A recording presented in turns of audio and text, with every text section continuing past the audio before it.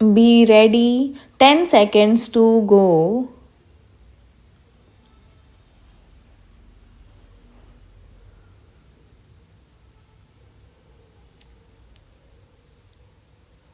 Start.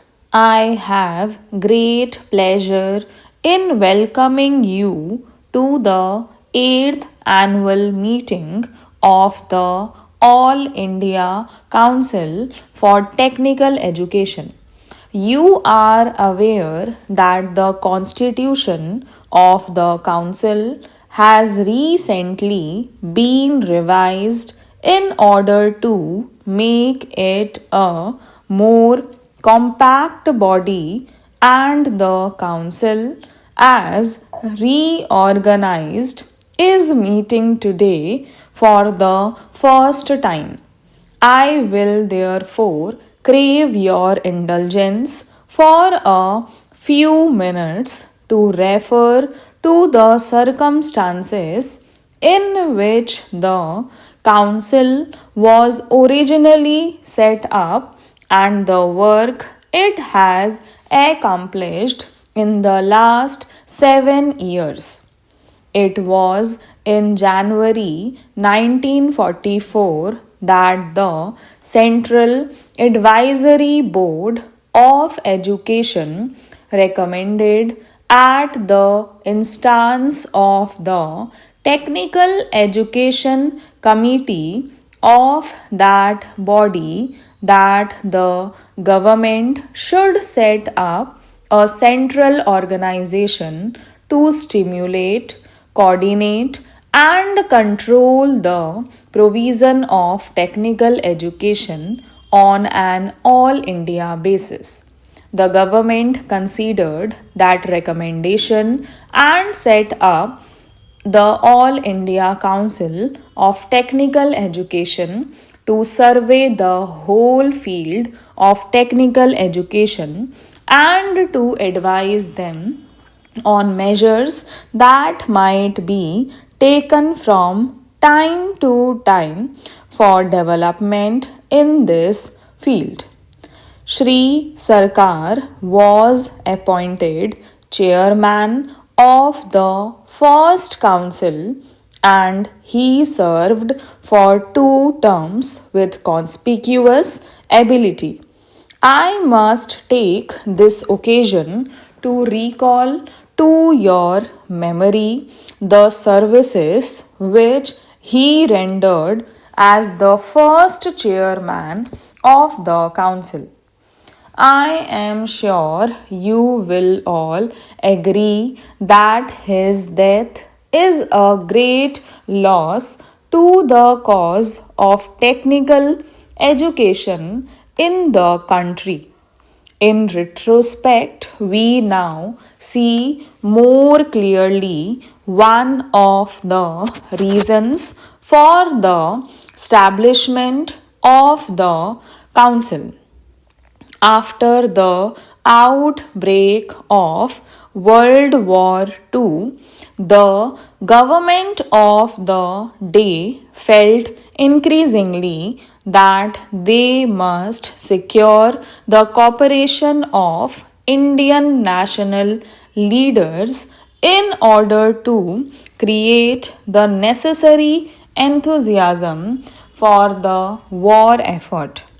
They tried to associate leaders of the Indian National Congress with the government, but the Congress refused the invitation as the terms on which it was issued were unacceptable.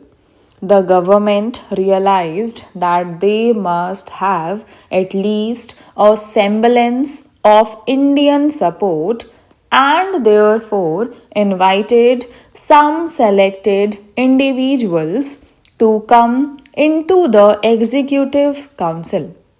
They also wanted to prove to the world that even if the Congress leaders had not agreed to accept office, they were themselves anxious to develop nation building services in India. Those who accepted the British invitation were thus in a position of advantage and utilized the pressure exercised by them. I have watched closely the valuable contribution of the Council towards the development of technical education in the country since its inception. As Minister of Education, I have naturally been interested in its working, and I am happy that my association with the Council will henceforth be much closer than it had been in the past.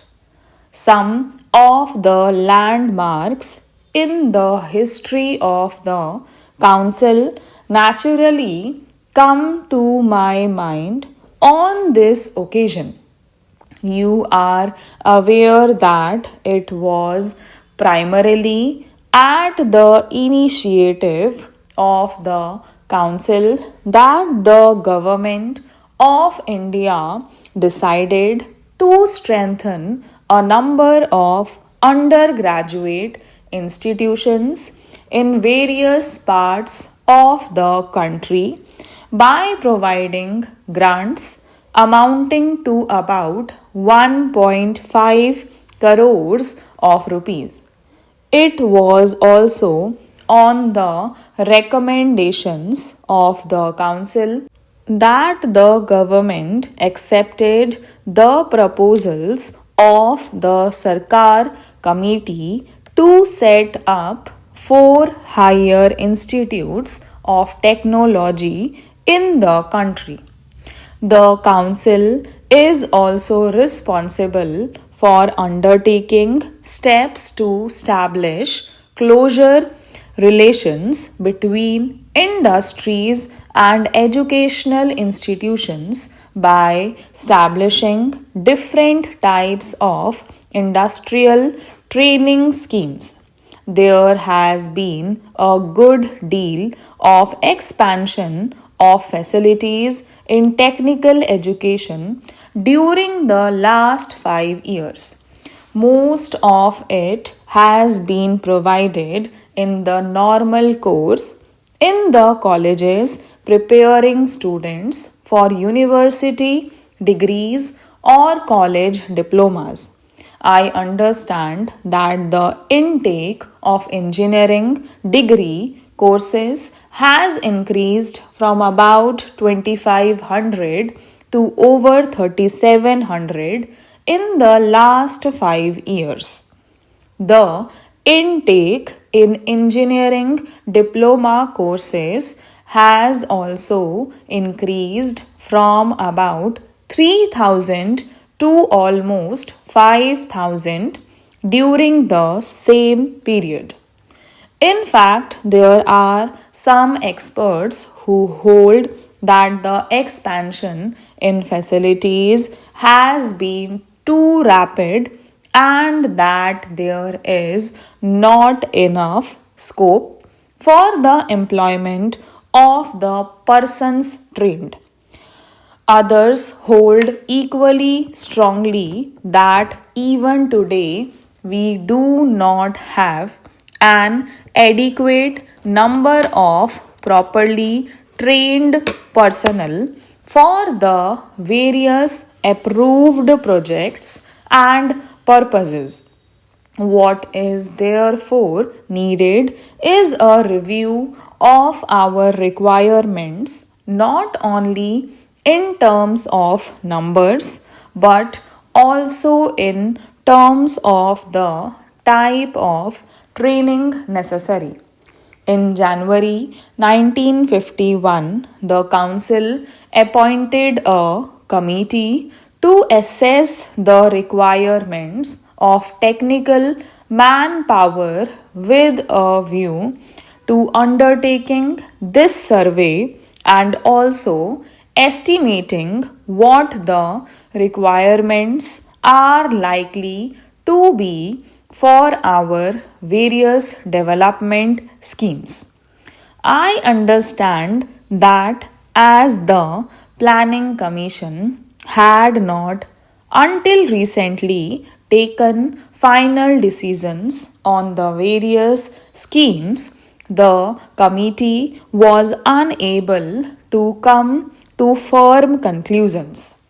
Now that the 5-year plan has been approved in principle, I hope that the committee will carry out the task assigned to it as speedily as possible for us. Stop